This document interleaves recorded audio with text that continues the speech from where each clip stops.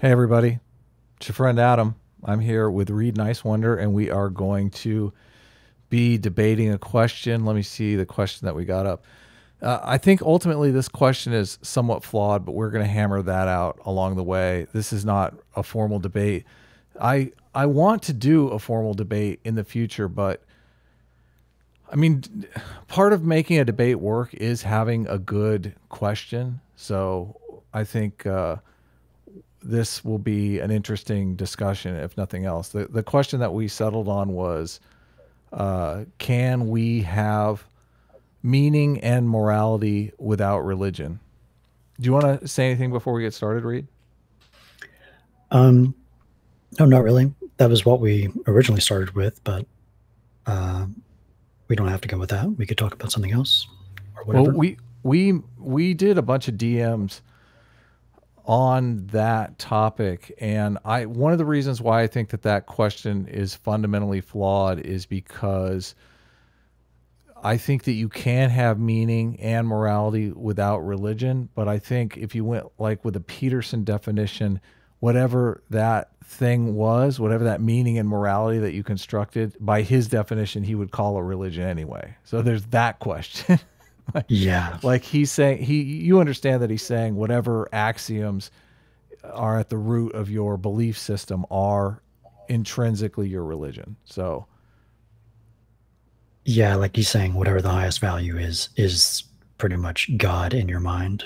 yeah, exactly. So also there is a component that longevity and sustainability is an important aspect to what you would think of as the meaning and morality in whatever this hypothetical religion is, because when you're coming up with some kind of ethical system, like not to use the religion term, you're talking about you want that ethical system to be sustainable, correct? Generation after generation, hypothetically. Yeah. So there are multiple ways to come up with meaning, and there are multiple ways to come up with a morality, which I think you and I have the same definition of morality. I guess we should hammer that out first, right? Um, yeah, that was our whole other stream. Yeah, we're Um, going with the Durkheimian definition, right? Well, I guess technically you're arguing that you want the Durkheimian definition and without the superstition element. You want so the Durkheimian definition is uh, morality is a set of rules that we all rally around to create norms in society, right? yeah, I would say we can use the Durkheimian science or data to understand how that could help us with human flourishing and reducing suffering, because that's pretty much what it all boils down to. Do you? I feel like we're throwing out a lot of terms that are going to have people lost that are here for the first time. So we're debating. Can we have meaning and morality without religion? And let's just start off with a simple. Where are you at on that subject? Um, yes, depending on the definition of religion. Just give a broad strokes view of what you're envisioning here as meaning and morality without religion. What would that look in just in narrative terms? I'm technically defending the position, the status quo position, that we have religion, uh, that Christianity gives people meaning and morality with religion, and my position is that religion has co-evolved with us culturally. So it's been through this iterated development system that it's difficult for me to say that evolved system isn't going to be better than some other secular system that we just come up with on our own. Um, I just finished Steven Pinker's Enlightenment Now today, Mm-hmm. and like the last few paragraphs sum up the story or the narrative pretty well. And I have that in my notes. If you wanted me to read go that ahead. one, I could do that. I read it too, and I was like, oh, Pinker drank the Kool-Aid, man. He's like, the last chapter, I was like, oh man. Do you want me to do that Sure, now? sure, you can bring it up. Do you want me to just say it or bring it up in my notes on the screen? If you could read it, that would be best. If you want to show it and read it, that would be cool. I'll just read it. It's maybe 6 or 7 paragraphs. He says, the story of human progress is truly heroic. It is glorious. It is uplifting. It is even, I dare say, spiritual. It goes something like this. We are born into a pitiless universe, facing steep odds against life-enabling order and in constant jeopardy of falling apart. We were shaped by a force that is ruthlessly competitive. We are made from crooked timber, vulnerable to illusion, self-centeredness, and at times astounding stupidity. Yet human nature... Don't tell the SJWs that, okay? Yeah. Yet human nature has also been blessed with resources that open a space for a kind of redemption. We are endowed with the power to combine ideas recursively, to have thoughts about our thoughts. We have an instinct for language, allowing us to share the fruits of our experience and ingenuity. We are deepened with the capacity for sympathy, for pity, imagination, compassion, commiseration. These endowments have found ways to magnify their own power. The scope of language has been augmented by the written, printed, and electronic word. Our circle of sympathy has been expanded by history, journalism, and the narrative arts.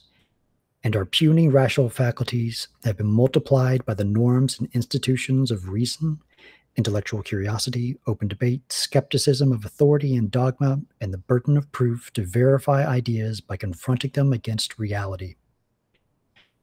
As the spiral of recursive improvement gathers momentum, we eke out victories against the forces that grind us down, not least the darker parts of our own nature. We penetrate the mysteries of the cosmos, including life and mind.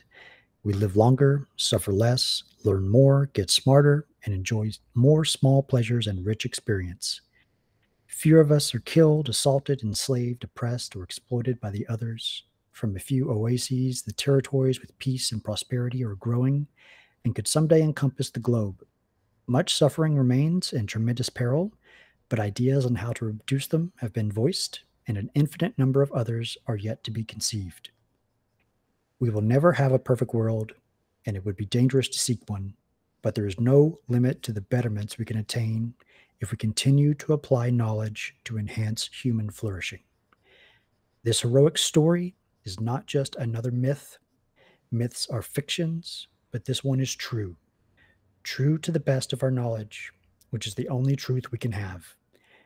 We believe it because we have reasons to believe it. As we learn more, we can show which parts of the story continue to be true and which ones false, as any of them might be and any could become.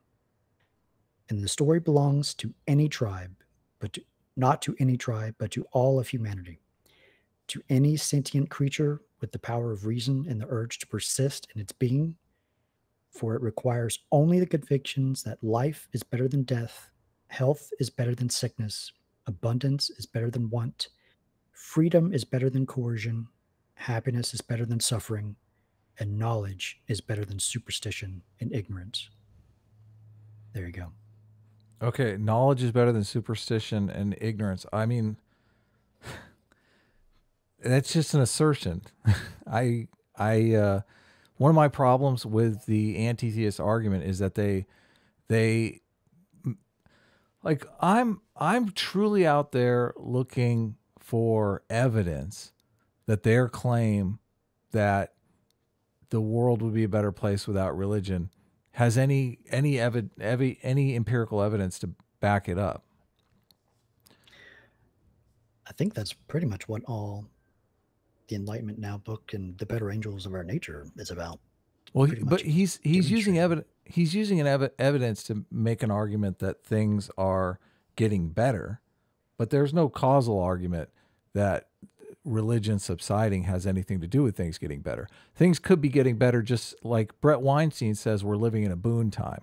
And when we're living in a boon time, it's easy to expand our generosity to people. But as soon as the lean time comes, then groups more than ever are going to be competing against other groups. And that domestication that Steven Pinker talks about so lovely is not necessarily going to sustain itself. I think he's arguing that the culture of the Enlightenment leads to human flourishing, and the pursuit of knowledge has immensely improved the welfare of society in the past few hundred years compared to the millennia of not that in the past. Correct. So I mean I have no arguments there. The question is about meaning and behavior, though. And I don't, how do you jump from this how does enlightenment thinking motivate people to participate in pro-social behavior? I have two papers that I pulled up. One is Religion, Self-Regulation and Self-Control, Associations, Explanations, and Implications by Michael McCullough, Brian Willoughby. And I have another paper that's by David Sloan Wilson, Testing Major Evolutionary Hypothesis about Religion with a Random Sample. And my argument is that religion motivates pro-social behavior. And religion is designed by evolution to motivate that pro-social behavior. It modulates, it creates a sense of existential security and also encourages pro-social behavior between people. Like, I don't know how the Enlightenment thinking motivates pro-social behavior, or I guess you could make an argument that it gives some sort of existential security in that you have modern medicine and things like that. So I could see an argument there. Yeah, I'm in this cushy apartment with this great technology. Yeah, but not everyone with you right now. Not everyone is, though.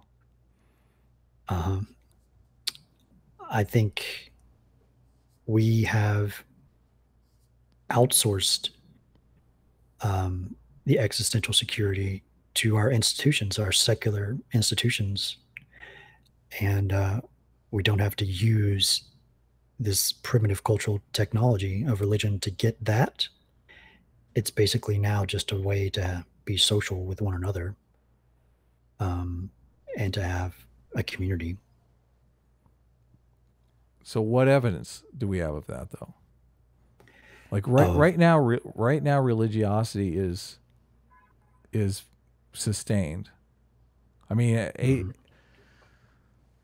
I mean, you probably know the numbers on atheism better than me, but my thinking is, like, how do you motivate people? How do you motivate that pro-social behavior?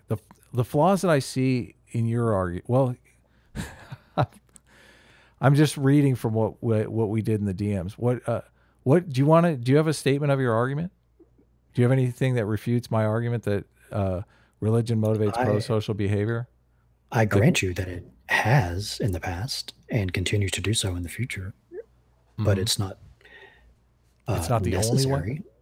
Only one. No, we have vastly amounts more cultural technology to promote that today through our secular institutions. Society itself.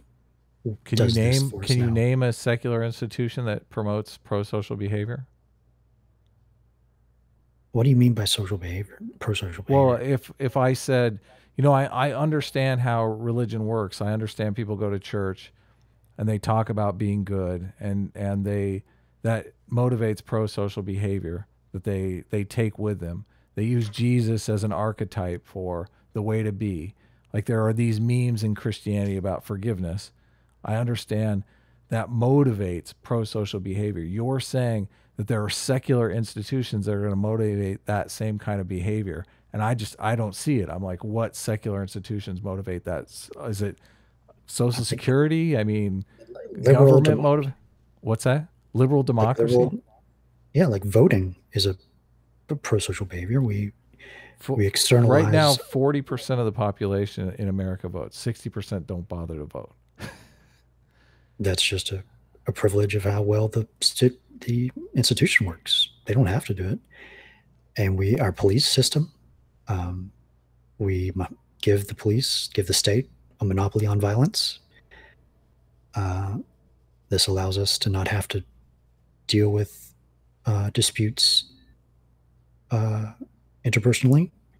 That's pretty pro-social. We don't have to worry about getting beaten over the head usually when we walk down the street. Okay.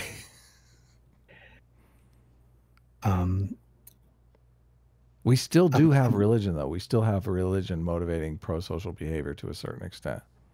Yes, I mean, there's not enough. There's not enough police to. There's not enough police to. If everyone, not, I'm not saying everyone's going to go crazy, and there has definitely been like a domestication that has taken place. But I mean, I think you're arguing. I'm arguing for a status quo that exists, and I agree. Religiosity is declining. I don't necessarily know that it's a good thing. I mean, Jordan Peterson will argue that we're drifting towards nihilism, which I see somewhat. I mean, I would make an argument that the whole gender craziness is people searching for meaning in other places, and I don't necessarily know that if you get rid of religion, people don't look for meaning in strange places that may not necessarily be the best for the future. You understand how evolution works. There's random mutations, right? Culturally, random mutations happen the same way. Most of those random mutations end up in cultural dead ends. Mm-hmm. I would make an argument that this whole trans mania is going to end up in a dead end. I don't. A lot of people will argue that it's off topic. Let's not go there. In the book Kindly Inquisitors, I think this new culture around social justice is what he would call the humanitarian threat. And the solution to that is liberalism, or the liberal principle. So we just need to keep making arguments for why liberalism is the superior way to go about these things. And what do you mean by liberalism? The liberal principle, I'll go through all of them right here.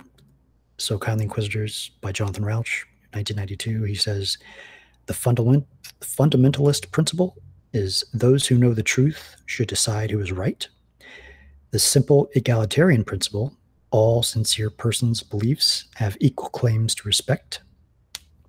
The radical egalitarian principle, like the simple egalitarian principle, but the beliefs of persons in historically oppressed classes or groups get special consideration. Does that sound familiar?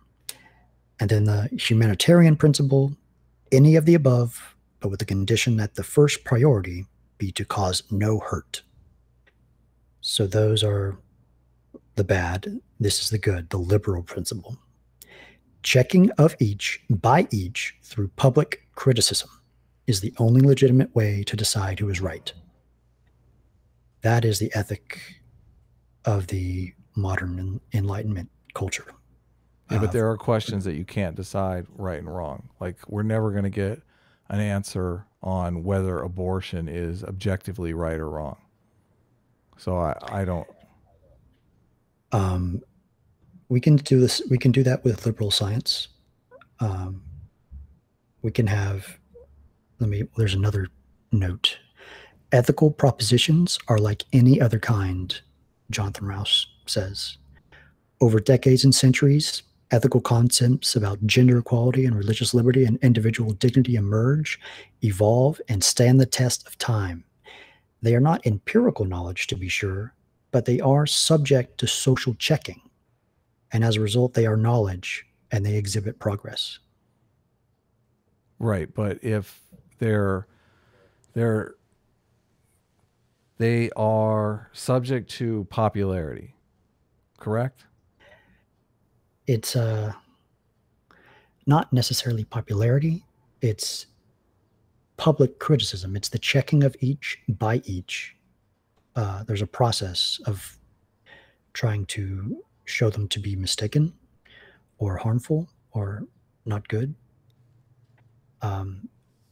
It's this process of public criticism that allows us to figure out these things. Right, but ultimately, if we're going to turn those objectives into laws, it's going to come down to a democratic vote in a liberal democracy, correct? So popularity is going to come into play. But I mean, regardless, it's really neither here nor there. On the bit about liberalism, I mean, those are great principles, but how do you motivate people to live by those principles? You're saying that the only way to motivate them is through force, police. It's all stick, no carrot, correct? No, it's more like just the cultural attitude. It's the risk of being seen as less than from your peers. It's like it's a social thing in the culture. Like it's not unregulated. Like the culture regulates it. It's not just the laws or the state. Like it's the risk of being seen by your peers as unethical. Like there's a cost. There's a cost of saying you believe the earth is 6,000 years old in our culture. There's a cost to being bigoted and, outright. There's that social cost. That's what makes it. There's a cost to being bigoted, but I mean, I'm looking at more like the financial crisis where, there's an ethical crisis that took place in the subprime lending market that may not have taken place in eras gone by when people were more concerned about their fellow citizens, right? People were taking advantage in that situation. Mm-hmm. The public taxpayers were taken advantage of in that situation. Much of that was unethical behavior, correct? Did any of those people suffer any kind of social cost? Doesn't appear that they did. I think the financial institution have suffered respectability from the public, and they're now seen with a lot of skepticism. So there's ways to try and fix these things through a functioning government, but that's kind of there are ways to address these things. So my argument is, it's difficult for me to even really understand your argument. You're saying that religion goes away and magically everything is just hunky-dory. But I mean, we live in a society that religion is fairly ever present still. True. So that religion is providing motivation for pro-social behavior. And you're saying that we don't need that pro-social behavior. I'm saying the ways. How do you, like in the paper, the religion, self-regulation, self-control, they make an argument that religion helps people maintain self-control so that they can better themselves. It's a very Jordan Peterson-esque look at life. Like we're going to put off immediate gratification for future success to create meaning in our lives. Like how do you substitute something like that with education, secular means? Like I'm a big fan of productivity apps and having good habits. Mm-hmm. What is it? Mark Manson's The Subtle Art of Not Giving a Fuck. That's a really great book. I guess my question is like, what evidence? Like you can sit here and say like you have all these things. The thing that I am looking for is where is the evidence? Like when I first became an atheist, like I started reading all the atheist books, and they seemed to just make this blind assertion that the world would be a better place without religion, that religion was a net negative for society. And they never give compelling evidence for this. It's all anecdotal evidence. So I'm looking for what is the evidence that this hypothetical world without any supernatural belief. Supernatural belief motivates people. It completely motivates people. I mean, the flaw I see in your argument is you seem to think that you can have this prosocial behavior without a supernatural belief. And I want to see the evidence. I want to know why you believe that. Until I see evidence, all it is a belief. Okay. What evidence could I provide you to convince you that's true? Well, I don't think you're going to do it, but I think somebody needs to do it. I think what is that evidence hypothetically? You would show that people there is some kind of secular institution that can replace the motivation. There is some sort of secular institution that doesn't have to do with any sort of supernatural belief that can motivate people. Like, people are motivated by a belief in the supernatural. They are. Evolutionarily, it makes perfect sense. We have these byproduct, these hyperactive detection modules, as Richard Dawkins likes to put it, right? That are prone to false positives. We have put those false positives to good use, because those false positives people use to motivate their behavior. So first of all, the secular institution, I mean, I don't understand, like, the people aren't motivated by reason. You know this. Of all people, you know this. Like, yeah, even if you were going to motivate people, like, I don't necessarily know, you couldn't do it through reason.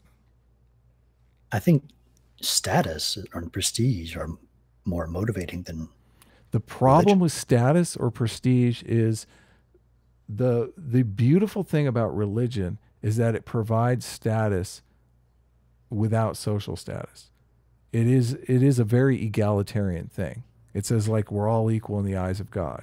So a person who is very low status can go out into the world. And it's one of the reasons why religion moderates existential security, because they've done all kinds of studies that show low status people, they have the worst health. Like, life is hard on them because they know that they're at the bottom of the lobster hierarchy.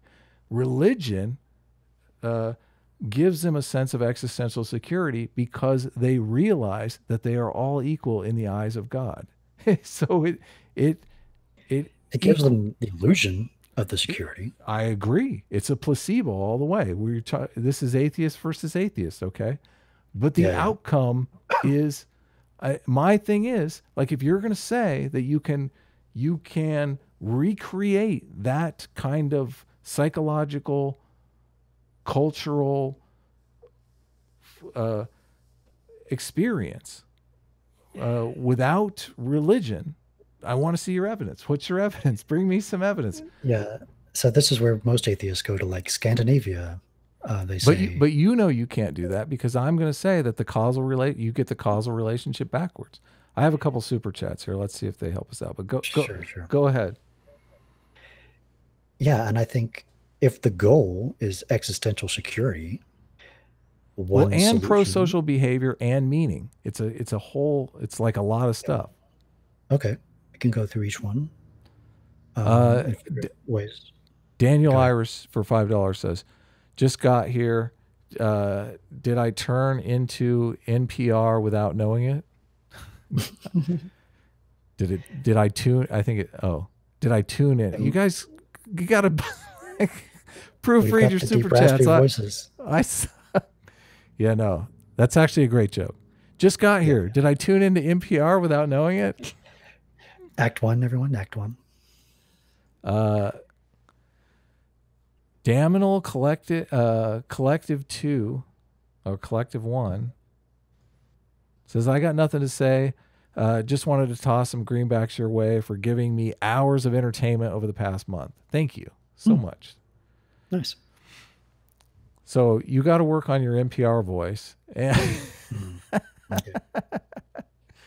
you want to bring your thing up? Because we did some. Right now you have me at a huge disadvantage. You're towering over me. You're gigantic on the screen. I'm tiny. Nobody knows why really? this is. I'm like, oh no. Well, it was just a way to keep track of the arguments. Reid has something he wants to keep track of the arguments. So I wrote out, when we were DMing, I copied my arguments over. I said, my argument is religion motivates prosocial behavior. That's 1. 2, religion has been designed. I know everyone wants to say, well, you don't know how evolution works. It's not designed. It's just trial and error. Yeah, I know that. Okay. But it's been through millions of iterative cycles. So it's been designed by evolution. Religion has. So religion has been through a trial and error process with all of these various factors that we're discussing here. I don't know how you're going to create something that is better than that. And then my third thing is religion may contain properties that we don't fully understand. You've read Joseph Hendricks' The Secret of Our Success, and in there he goes through a lot of examples of different cultural traditions that are valuable to the individual's survival in various ways that it's very hard to determine because these rituals are like food preparation rituals or birthing rituals. Dan D for 690 says, well, it's been a quick week in Lake Wobegon, my hometown. Well, it's been a quiet week in Lake Wobegon, my hometown. Thank you so much for the super chat. So Reid has some arguments here. Let me see if I can help us out. Actually, these should be cons.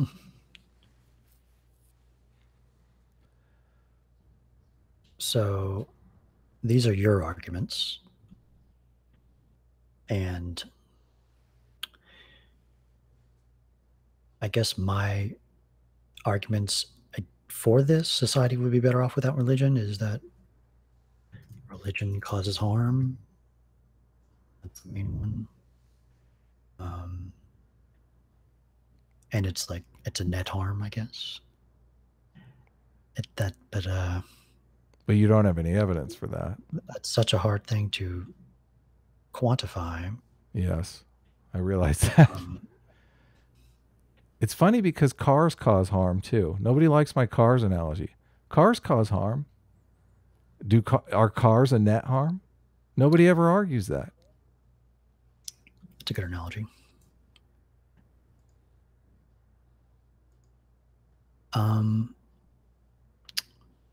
What other arguments have you heard for this? I'm not making your case, man. I'm here to win. Well, I want to know what's true. Well, I want to know what's true too. I want to know the answer to that question.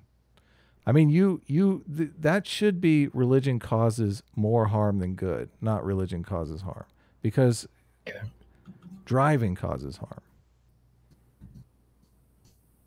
Screen time causes harm. Yeah. So, okay. So if this is true, then that would make the case. And if these were not as persuasive, that would be a good thing for the thesis here. So religion causes more harm than good. And is there any room for evidence under there? Or I don't know how this thing works. Just so you know. You can add evidence under each thing can be its own thing. So then you can just add evidence for and against the proposition. I mean, religion causes sectarian violence. You could just put between group conflict. Yeah. And the inverse of that is religion causes in group harmony. Mm-hmm. So religion is one of your main points. Prosocial behavior, yeah, exactly. Yeah, which is right here.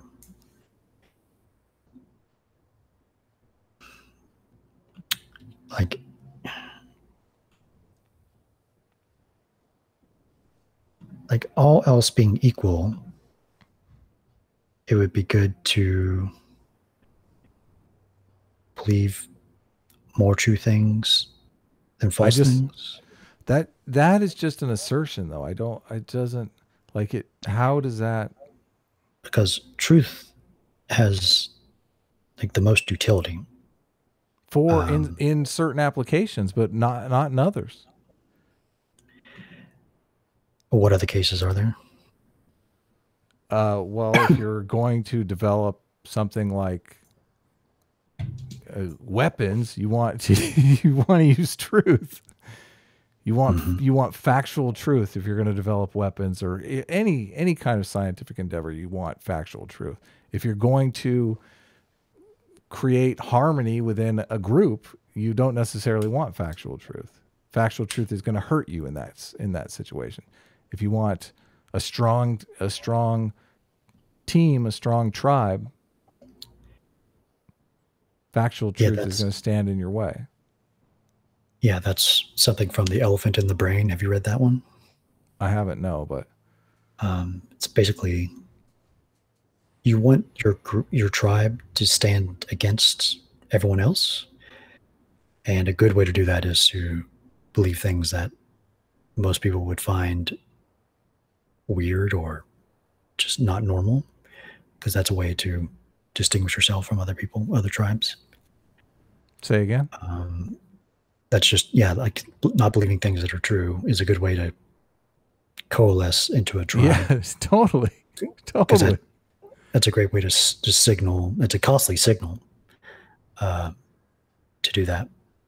And if you have a cost to get into the tribe, then the more that tribe is binded together.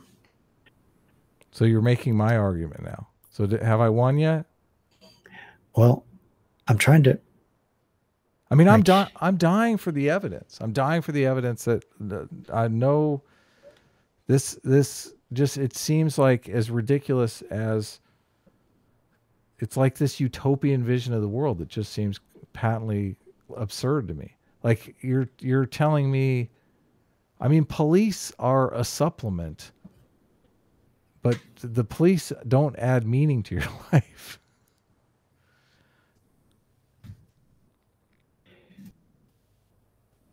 Societies without religion are flourishing.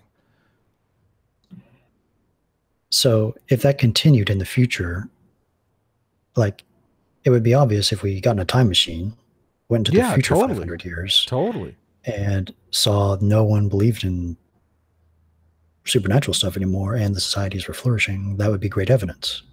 It would be. But we don't have devastating. Be devastating evidence. Mm-hmm. There's also, I linked you on, there's the paper that Jonathan Haidt puts forward about the secular utility of a religion, where he goes through the what are they called? The communes, the secular communes versus the religious communes. You've seen this evidence? I think that was mainly for establishing religions were adaptive in the past, mostly. No, he uses communes that were over the last 100 years. Jonathan, just for the chat, Jonathan Haidt, there's a paper that he cites in The Righteous Mind. He's made some videos on it. So he goes through various religious communes versus various secular communes and I don't think Haidt did the research. I think he's using someone else's research. But they found that the number of costly sacrifices the commune makes, the longer the commune lasts. And I mean, it's devastatingly long. Like I think one of these communes lasted about 80 years compared to the longest secular commune lasted 7 years. So 7 years versus 80 years is kind of a different, that's just vastly different worlds. So religion binding people into these religious communes that last over time goes to my argument that longevity and sustainability is there with religion, and the secular organizations don't necessarily have that longevity. They're a lot more volatile because they're subject to they have a problem with authority. So if you constantly have individuals in your organization challenging authority, that's got to have something to do with breaking up the organization, breaking up the group, the tribe, whatever you want to call it. Mm-hmm.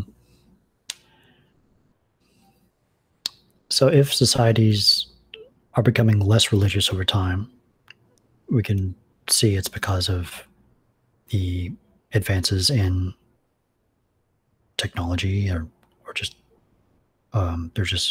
they're getting their needs met in secular ways, in natural ways.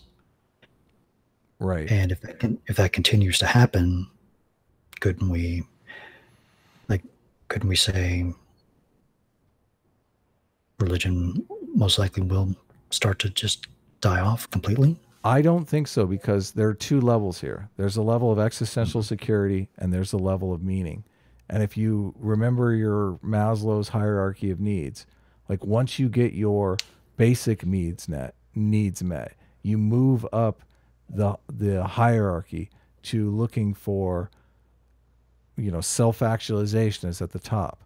I don't know how you get to self-actualization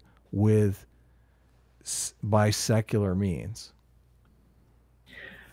Not at scale. I'm not saying there aren't certain people that can get there, but one of the things that religion has going for it is people are able to, it functions at scale. Like it seems to work for a wide number of people, a diverse number of people. Mm-hmm. So what would the evidence look like if people could have meaning without religion? I don't know. That's your argument.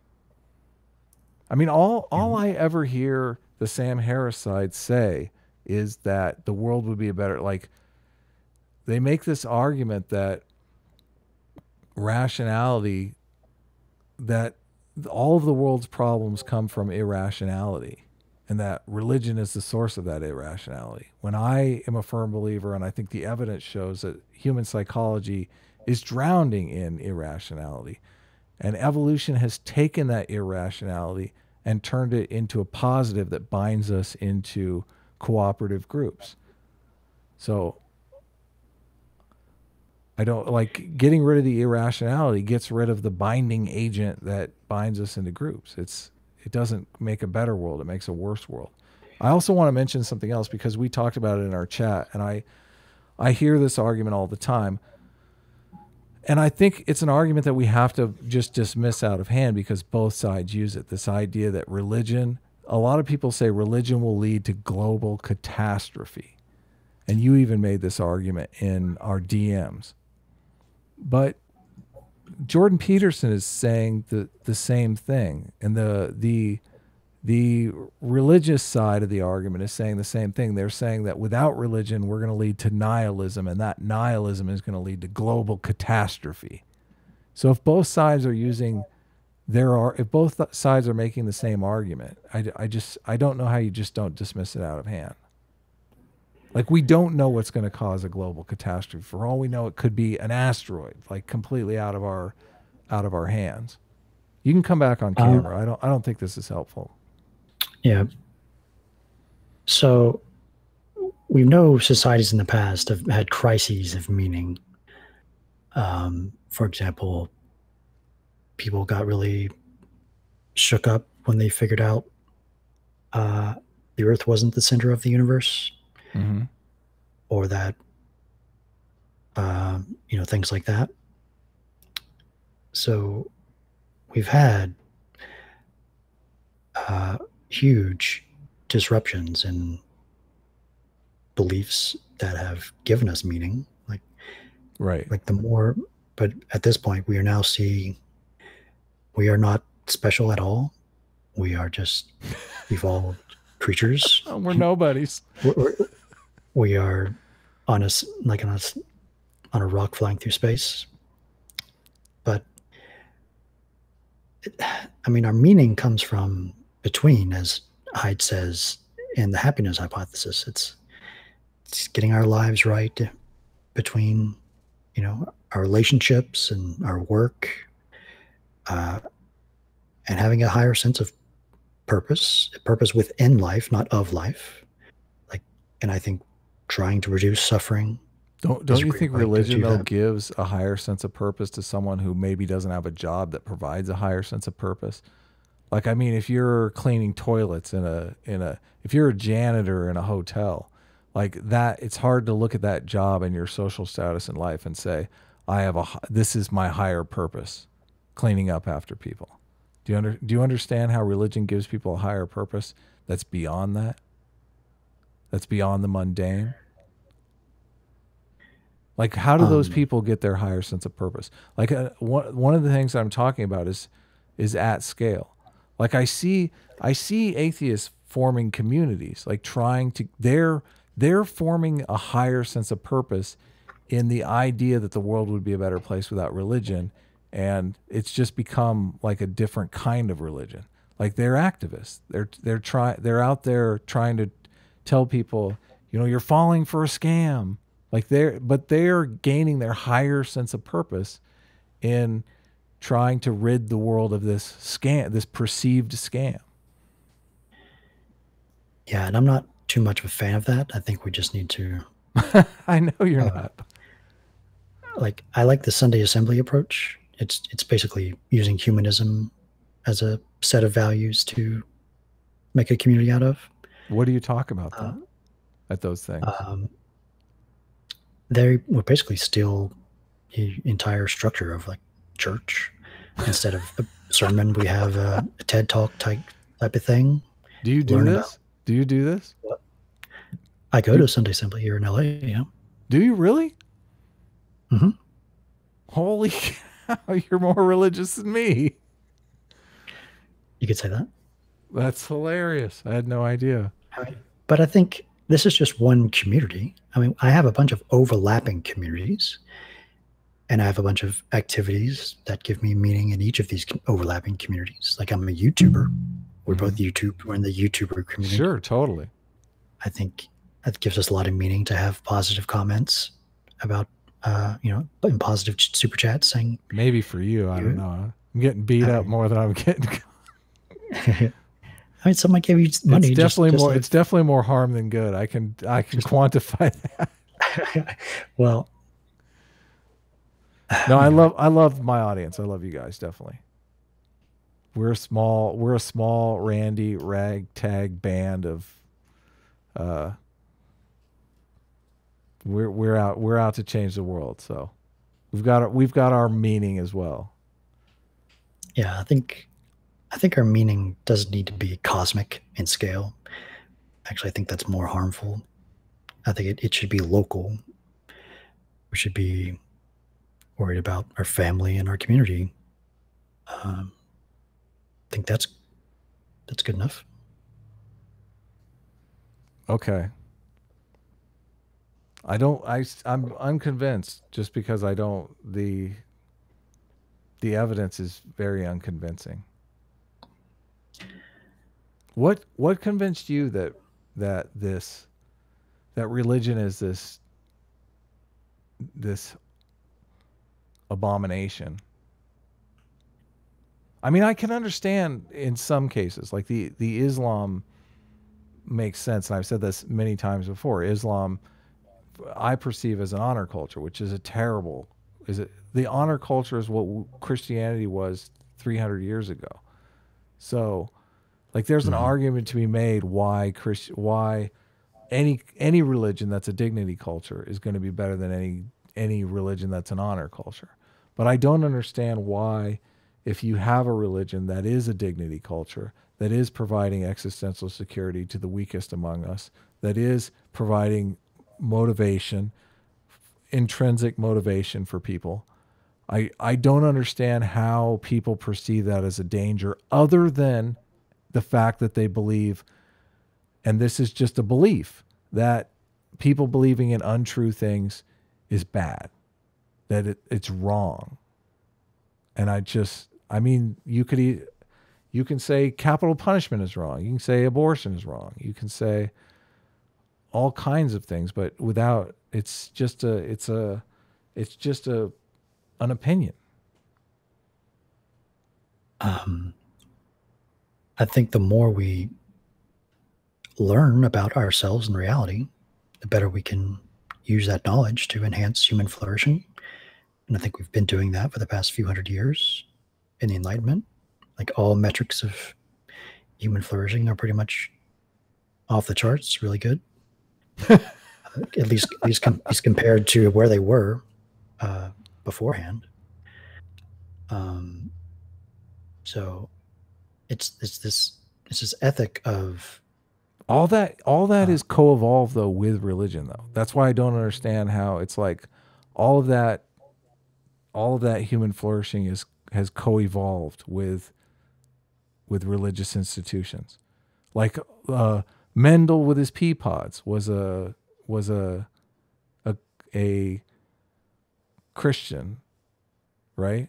The church allowed him the time to actually do those scientific. I mean, the study of nature came out of the idea that we could better understand God by better understanding nature. So I don't understand how you say like all of history has co-evolved with religion up to now, and now all of a sudden it's more dangerous than like now it's going to snuff us out. I don't understand how you make that leap in logic. Where's the logic there? I don't think it's an existential threat, religion. I think it's just something we no longer need, or it's not a necessity. And what is the evidence for that? Aside from just anecdotal evidence, because everyone will say it's something that I don't need. And I accept that. It's something that you don't need. But society is more than about a few individuals. Like, and atheists, atheists are predominantly left wingers.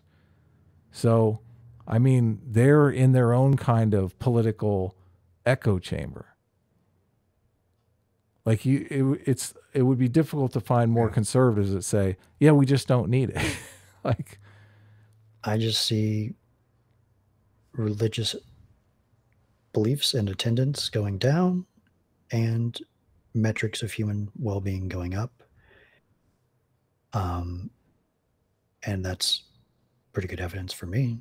You realize that it should be correlated positively. If religion started going down, we should be seeing less metrics of less human flourishing. Yeah, but we've discussed before that the metrics of human flourishing go up and the religion goes down because of the costly sacrifices necessary. So people opt out of religion because their quality of life is fine without religion. Mm-hmm. And that should continue. We should continue with that project. Okay. I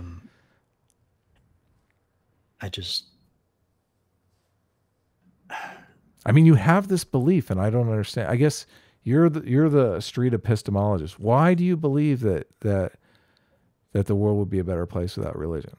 What makes you believe that? I think the less false beliefs are inevitably harmful over time. Because how are they harmful? If we just ran back the tape of human progress, if we if we still believed in everything that we believed 2,000 years ago, how far could we have gotten with just those beliefs? They weren't all true, and we learned new things since then, and we applied that knowledge. It's like knowledge is the production of most human flourishing, not just false beliefs.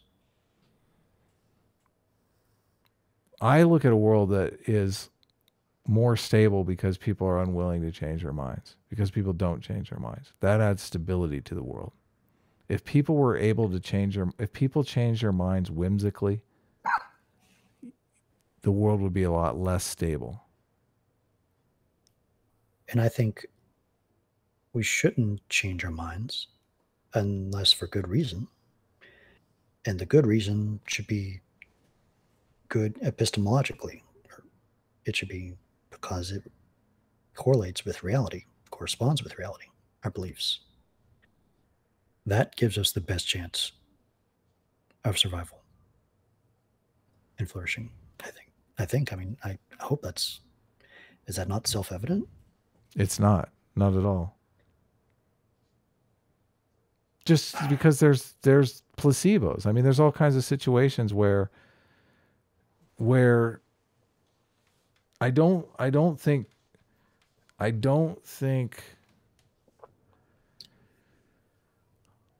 but belief in a supernatural, I think, motivates behavior. I think it does motivate behavior in a lot of people. And without that motivation, it's difficult to say what kind of world that we'd be looking at. I mean, even Haidt recognizes this, that we haven't had secular societies until very recently, and they haven't run for very long. So, I mean, the experiment is running. Mm-hmm. But I see a lot of people looking for meaning in life. And I mean, I honestly don't see religion going anywhere. I mean, I see the numbers, but I see the numbers that people are quoting, but I think and I hope to help people find meaning without having to believe false things. I think that's a good project. All right.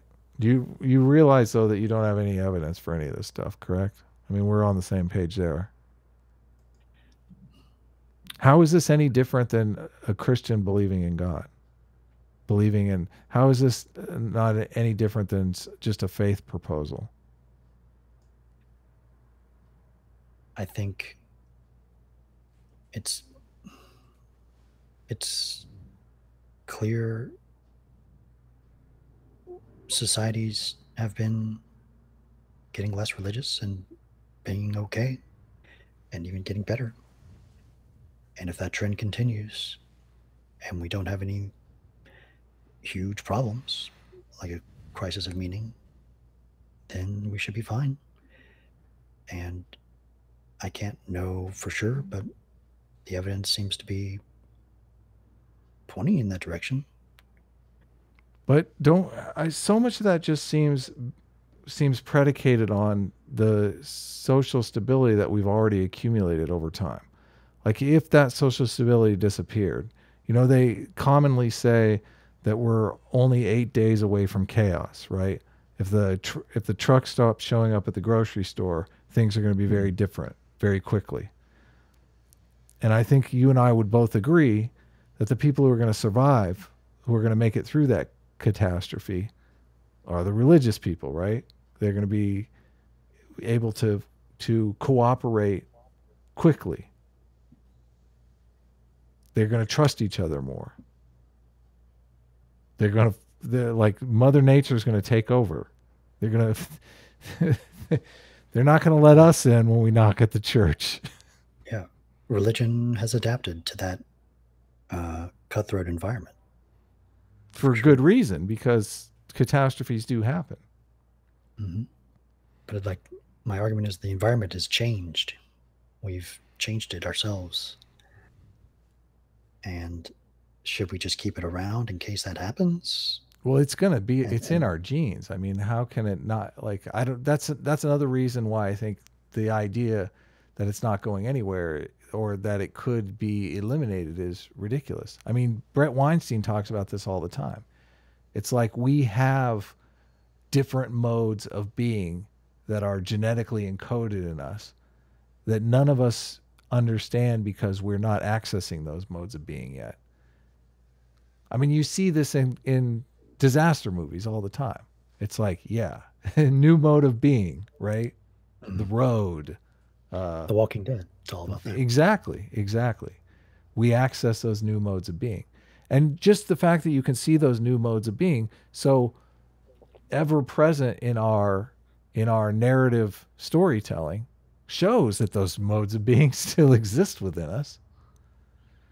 So it just seems they're there, but I think I'm sorry, go ahead.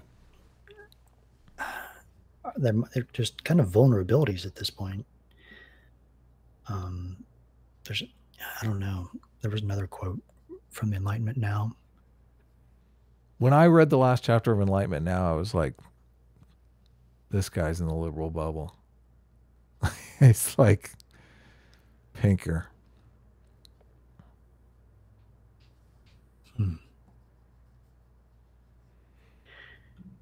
Well, I'll try and think of this more. Don't know what else to say. Yeah, well, I don't know that there is any evidence. I really don't. I think it's a weak argument. Like I said, I listed what I thought is the weaknesses of the anti-theist argument. All of the anti-theist arguments seem predicated on I can even give you the moral foundation. It's the fairness cheating foundation. The fairness cheating foundation is very active in the anti-theist argument. They see religion as a scam where people are offering something that they're not going to get. So they're focused very keenly on rescuing people from this scam. But they're not looking at it as in, like, the equivalent would be if a doctor was prescribing a placebo to a patient and it had, a greater than 50% chance of working. Let's say it's a 70% chance that the placebo will work. A lot of people want to argue the stats on placebos. The stats on placebos are not important to the analogy. If religion is a placebo, we don't know if religion has a 99% chance of working, right? Like maybe religion is a very effective placebo. So the equivalent would be like the doctor is going to give the patient some super placebo, and the atheist wants to run in and save that patient from the super placebo because it's a lie. It's not a real drug. So,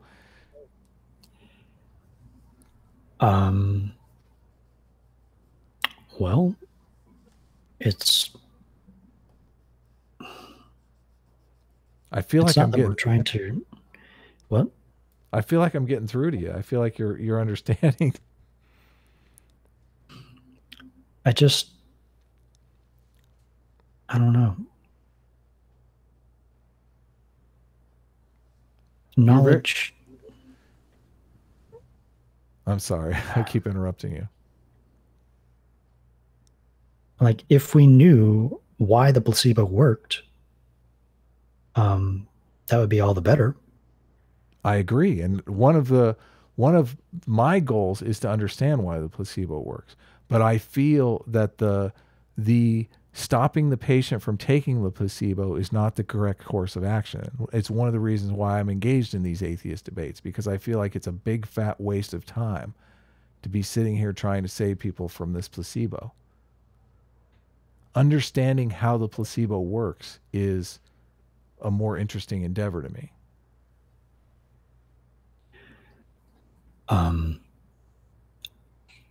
Like, I would have appreciated people letting me know I was not living according to what's true. Like, I want to believe as many true things as possible and as few false things. That's for me. And I think most people would say the same thing. What do you think? Yeah, totally. I don't harbor. I mean, I can't say that I haven't felt that animosity before, but I think now that I know the pro-social benefits of religion and the benefits of existential security and whatnot, like I don't harbor as much animosity as I did before I knew those things. I think a lot of times when atheists first become militant atheists or anti-theists, they feel that it's the Fairness Cheating Foundation. Just they feel jilted. They feel completely cheated by religion. So their instinct is to want to help others avoid that horrible feeling. For me, it's more harm than fairness. I see religion causing harm. I see it. People trying to legislate certain laws like anti-abortion laws, and also like creationism, and just. But that's completely out of the realm of what we're talking about, though. And just the personal consequences of believing in these ideas of hell, like that's super stressful for people. They're worried about their family. It's not stressful though if you're a good person. That's the point of hell. It's stressful if you have a family member that no longer believes, and that'll be a cause of a lot of suffering. I guess, yeah, that's true. It'd be tough to tell. That's where a lot of atheists are coming from, I think. I mean, they're obviously in families that are mostly religious, I'm sure. And they see their family suffering, believing things that aren't true. Thinking they're going to go to hell, and that causes them suffering. Interesting. I see reasons to be mad. I see a lot of people placing value on the harm argument when it's simply that religious people are better organized politically because of what religion is. I mean, the whole point of religion is to organize people into groups. It's basically to organize people politically. So, yeah. So do you want to, I think I pretty much have gone through my list. I've said everything that I thought were flaws in your arguments. I have two papers on the benefits of religion, one from David Sloan Wilson. I put those in the description below if anyone wants to look them up. I'm looking for evidence for the anti-theist position, and once again I'm finding no evidence. I'm just finding an idea that religion causes more harm, a gut feeling that religion causes more harm than good. Well, I'll try and get that evidence to you at some point. How you doing, man? You look beat up. I'm good. You said you weren't feeling well yesterday. I woke up this morning pretty sick as well. I don't know. Oh, really? Yeah. We could have put this off, man. We could have totally put this off. It's fine. I don't want to delay people any longer. I did the killer thumbnail, man. That's true. Let's go. Let's see if there's any questions in the chat. just to maybe somebody has some interesting questions. Do you have eyes on the chat at all? No. Caffeinated Fiend says, step up your game, Reid. Hey, if you guys can if you have a question, can you just at me and I'll answer it. If you have a question for Reid too, just at me and throw the question, just throw Reid's name in it or whatever, but proofread it so I can read it without making mistakes. Who's Pylos says he's basically Neo at this point. I hope that's me. Atheism is as old as theism and Western. Yeah. My thinking is, like, I think of it in terms of the Matrix. You know, in the Matrix, they said, yeah, there's a certain number of people that the program doesn't take to. That's atheists. We're those people that the program doesn't take to. So, but it's a good thing. What changed 300 years ago to fix Christianity? We have drifted from a honor culture to a dignity culture. And I think a lot of the reason that we have drifted to a dignity culture is because of the increasing standard of living. I think that as the standard of living goes up, the need for religion goes down. So I think it's just a question of our environment. But we're still, even though we have the existential security part met, now people are struggling for meaning in life. And I think that is something that religion provides that I don't think we found. I mean, obviously, there are a lot of people that get meaning out of their work, but I don't think enough people get meaning out of their work that it's not egalitarian enough. Like, everybody doesn't have something that they can take advantage of. Friend and Forever, do you have any defense of religion that can't be made for literally any ideology? Well, yes, because I am always saying that Christianity seems to work, and I think the reason why it works is it's based on certain memes. One of those memes is forgiveness. And if you read this book, Beyond Revenge, I can't remember the author, but he makes a very compelling case that in order to get to a dignity culture, you have to you have to calm people's desire to get revenge. People have to be willing to let the state mitigate, the impartial state mitigate their disputes, which that's difficult for, like, people in an honor culture don't want to do that at all. So what about extreme cultural and ritual peer pressures as a replacement for religion, like student frat? Yeah, I think those organizations are helpful. I definitely do. And they talk about that in the book Influence by Robert B. Cialdini. And yeah, definitely that helps form certain groups. Having overlapping groups is helpful, though. Yeah. Have you read Bowling Alone? I have, yes. Yeah. Stuff like that. Even sports. Yes, sports is a good one. I just don't, the I think people are just predisposed to that supernatural element. I don't know. Like, even if you got rid of it in a religious connotation, they would be superstitious in other ways, like numerology, UFOs, whatever it was.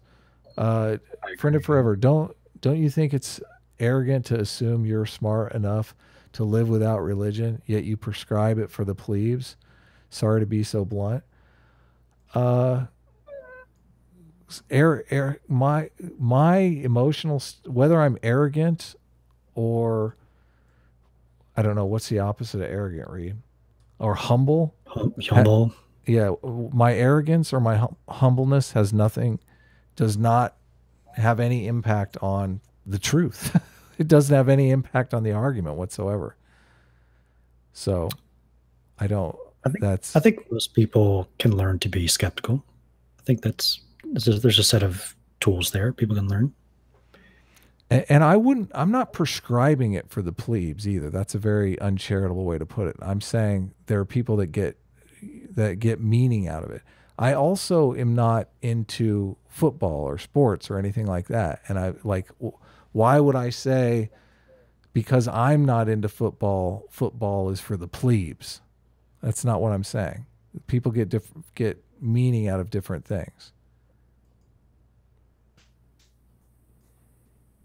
I see that more as just that's just an attack argument, and it's not really an argument. Beyond Revenge. Yeah, nice. You looked it up. Beyond Revenge. Yes, that's it.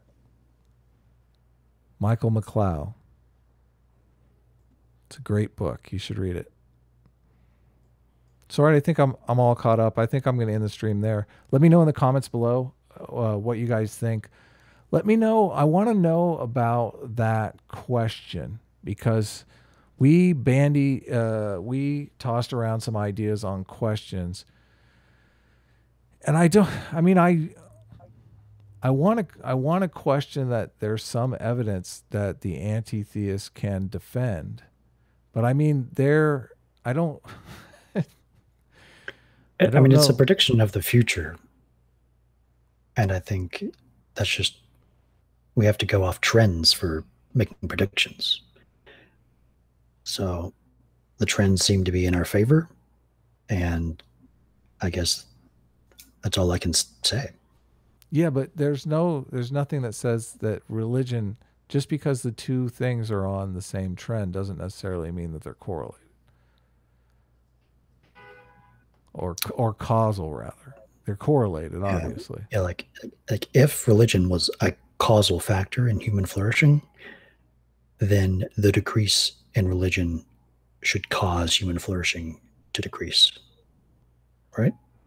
Right, but I think what you could easily say that if human flourishing decreased, religiosity would increase. And that has actually been studied. I would say that to be the case. So, well, I'll end it there. Like I said, let me know in the comments below for I'm looking for a good debate question on this topic. Obviously, let us know who you thought won. I think I destroyed Reid, but he's sick, so we gotta we'll call it a draw. We can obviously do this again. So, cool. Any closing words? No. All right. Take care, everyone.